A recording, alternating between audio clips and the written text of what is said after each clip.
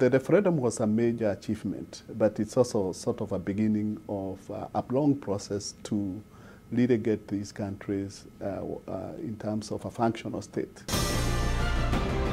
This is At Brookings, a weekly in-depth look at issues behind the news.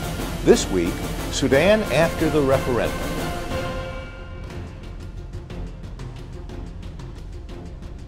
After decades of civil war, countless deaths, and millions displaced, the people of Africa's largest country have voted to split Sudan into two separate states. With that decision, the Sudanese ended years of bitter ethnic conflict, but remained united in their joint economic interests and desire for a better future. Still, there are many issues that are yet to be resolved, notes Senior Fellow Mwangi Kimenyi. Mwangi, the North arguably had the most to lose in separating from the South. Why did they agree to do it? North Sudan didn't just give up on South Sudan. This is part of the implementation of what is called a comprehensive peace agreement, which was negotiated by a lot of countries, the international community. And this was found to be the only solution, was an option to separate. Remember that the referendum did not, the agreement didn't say that the South has to be separate, but the idea was to give the South the option to vote whether to remain part of the North or the South. And I don't think that resisting that vote would have solved the problem. It would have just meant a continuation of the war. So I think this was the best option for both North and South. Since the referendum vote some weeks ago, there have been violent outbursts. Is this likely to continue?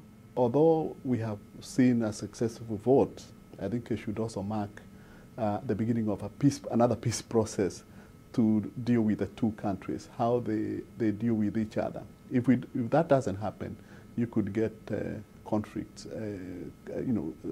breaking out again. Secondly, the South is made up of very different peoples.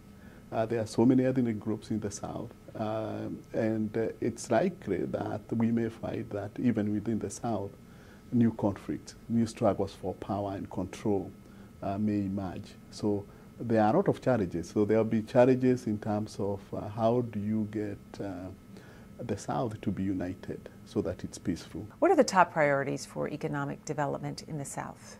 One of the problems with the Sudan for a long time was the neglect of the South.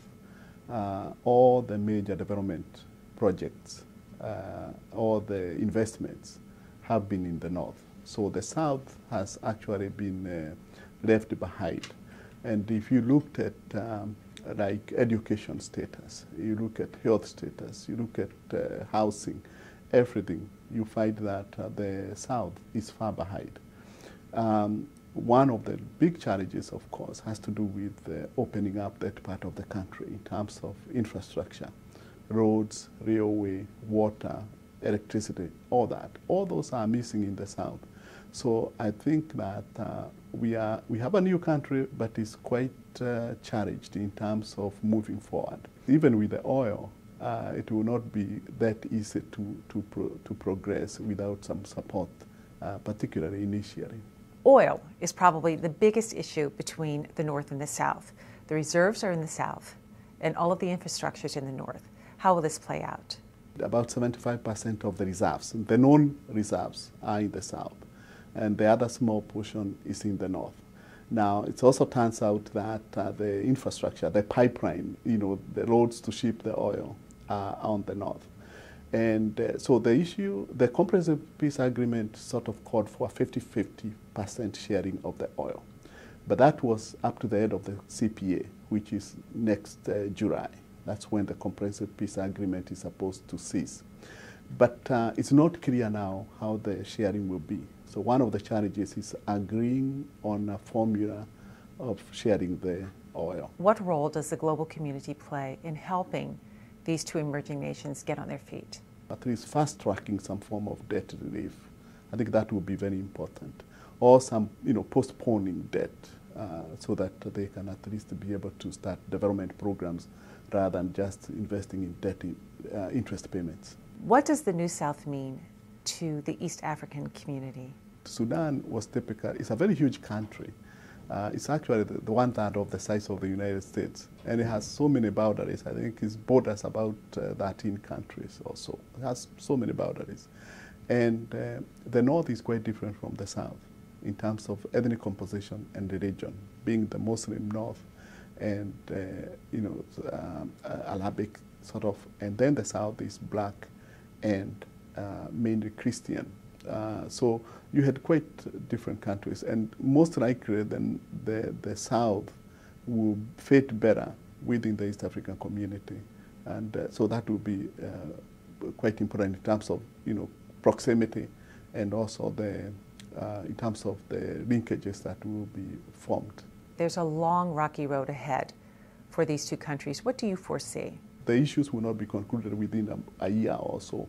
It will be a process. But in the long run, I think this will be a more peaceful and prosperous two states if they actually engage with each other.